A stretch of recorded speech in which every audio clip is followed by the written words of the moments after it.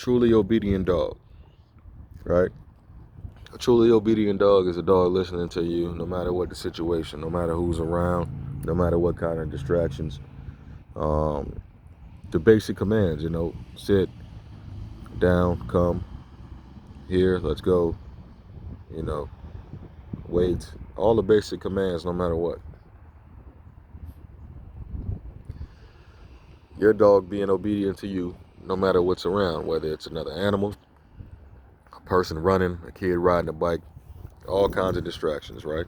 He knows, hey, this is what I was told to do, and I'm going to do it. You may see him with a e-collar on and think, okay, the only reason why he's listening is the e-collar. And that's far from the truth. I place an e-collar on him for not only his benefit, but for the benefit of other people. He is obedient. He does listen. Now, what I don't want to happen is to him to interpret this situation, because we're talking about dogs here, right? We're talking about dogs here. I don't care what kind of nerves you have on a dog. If a dog interprets a situation a certain way, they're going to react in a certain way. Doesn't matter how much training you've done, doesn't matter what you've done.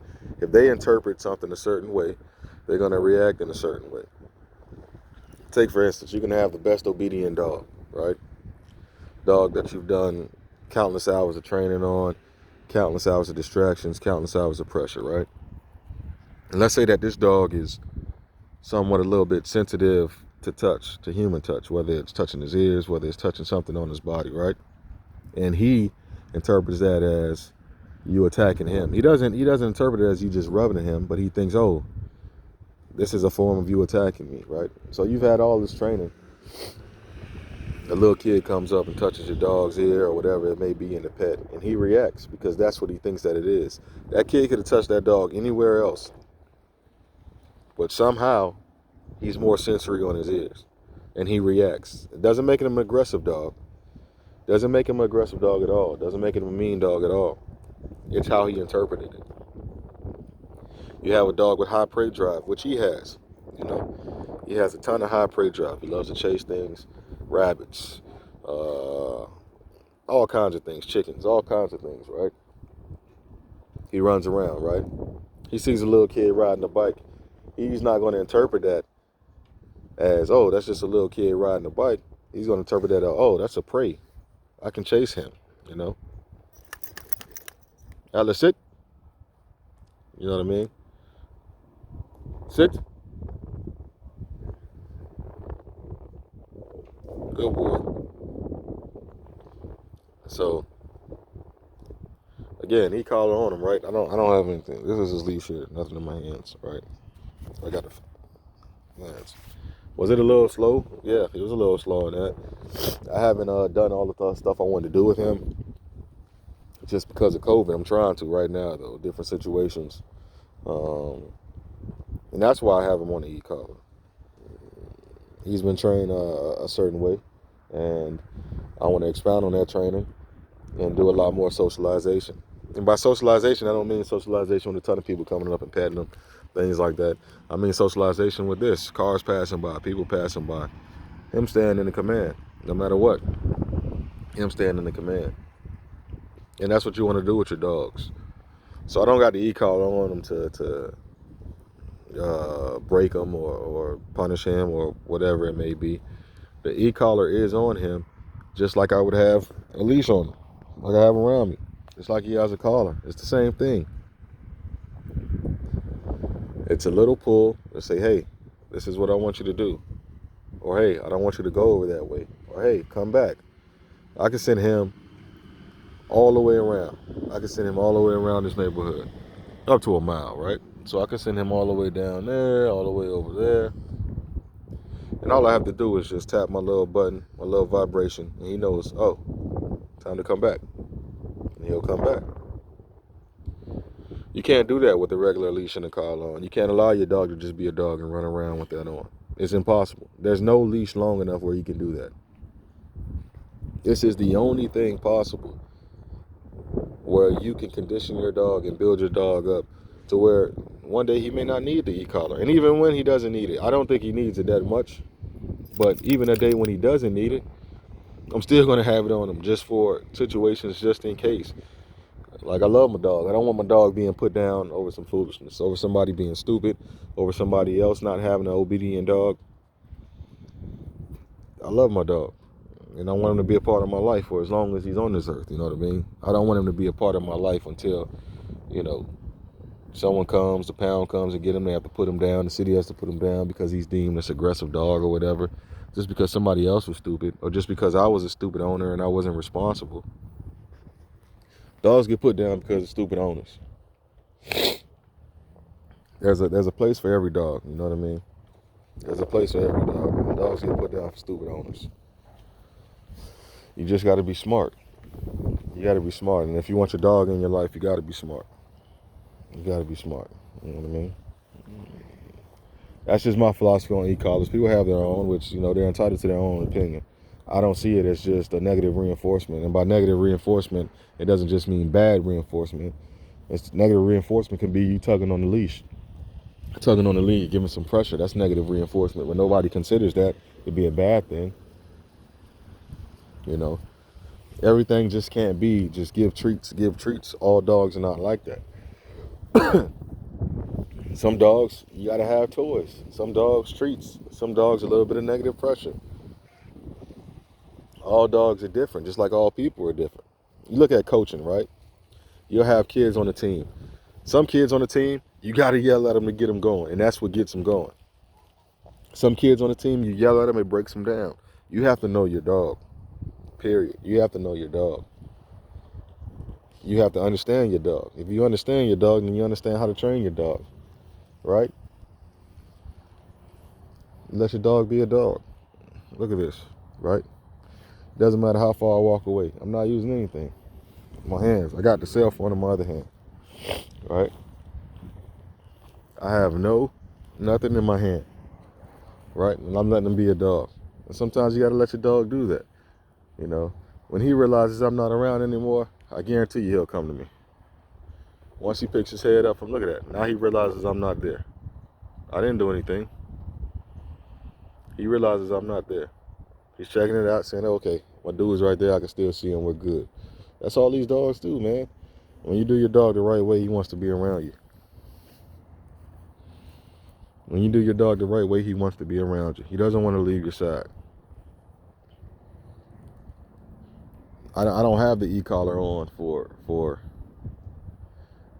anything else but his benefit, my benefit, and the benefit of others. That's it. It's just like you having a leash on a dog. Same thing.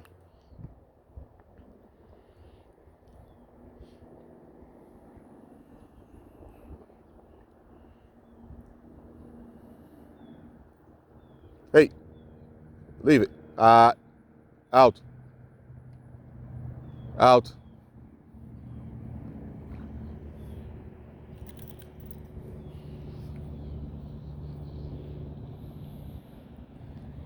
I know you see him shaking his neck. It's not because of the e-collar. It's because he has on this huge ass orange collar, man. He has to get used to it. This is his first time wearing it. I actually had him on a harness like for the past couple of months, so he's getting back in used to wearing collars. Only because I'm gonna start doing some agitation work and stuff with him here shortly, so I'll have him on both a flat collar and a harness. So I just want him to get kind of conditioned to wearing the collar and get used to it. But it does have his little rabies tag dangling from it too, which, you know, sometimes gets in the way.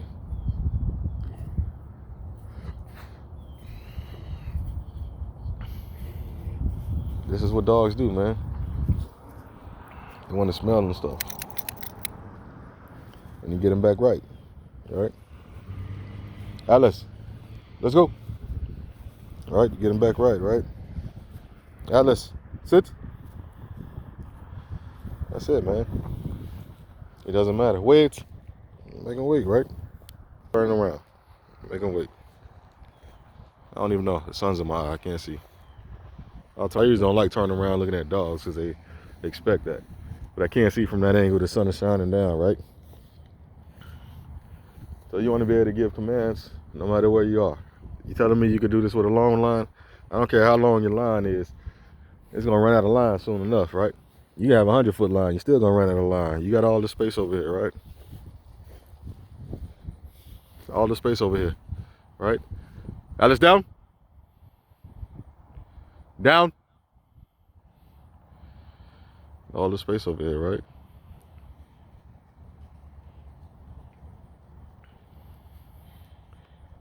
A long line? Yeah. I mean, it's cool for what it is. But why get a dog all tangled up when you can have him run free? You know? You can have him run free.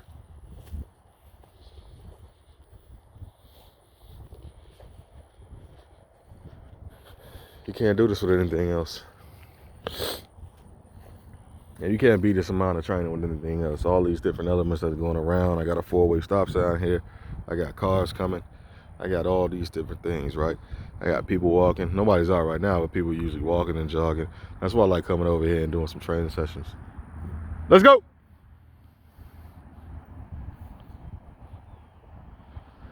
Let's go.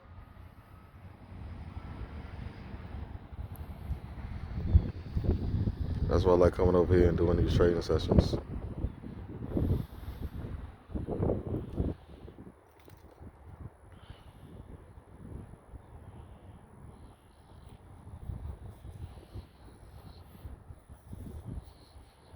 So just my take on e-collars, I guess you can say, and obedient dogs, really. You got to get your dog obedience trained, you know, and if your dog has any kind of behaviors that need to be modified, then you got to work on those things. I'm not going to say just, you know, automatically go to a trainer. If it's something that you can do at home, then do it at home. If it's something that you need professional help for, then get professional help. But once you understand your dog, I mean, all the trainers are going to do is help you to understand your dog. And from then on, everything you do is at home. So you pretty much just, you know, you're paying for somebody to diagnose a problem, and then you take care of the problem yourself at home. And or they may throw in some lessons and stuff like that. And then some people might just mess your dog up, you know. It just depends. Hey, let's go. You know, some people might just mess your dog up, even worse, you know. But you got to make sure that you're doing right by your dog and putting them in the right situations where they understand. Let's go. Come on. They understand everything that's going on. This is DC signing out, my little spiel. I am not a professional trainer. I am not a certified professional trainer. I'm just a person that loves dogs and just a random guy that loves talking about dogs. Come on, buddy. It's good.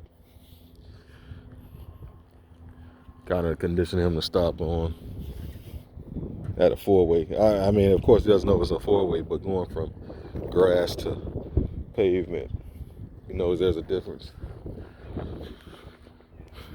It's my buddy right here, Atlas.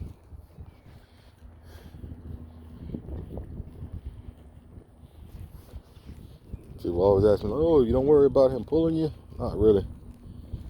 Not really. Only thing that worries me really about him is his high prey drive. So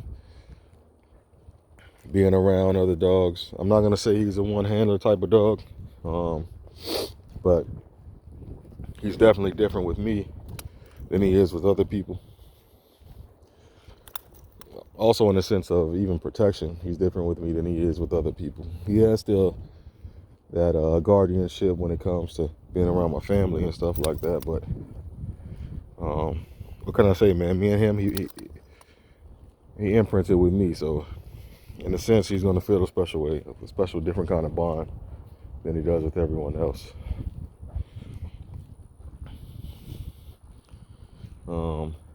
But I think his prey drive is the only thing that kind of, not even that it worries me because I love it. It allows me to play different types of games with him and stuff. But his spray driver is the only thing that worries me when he's in someone else's hands and they're not being responsible. That's the biggest thing when he's with someone else and they're not as responsible as you are. And that's what worries me. So I tend to not let him be with anybody else so that doesn't happen. Because with me, he's a big teddy bear. But this is DC signing off. You guys have a great, wonderful day.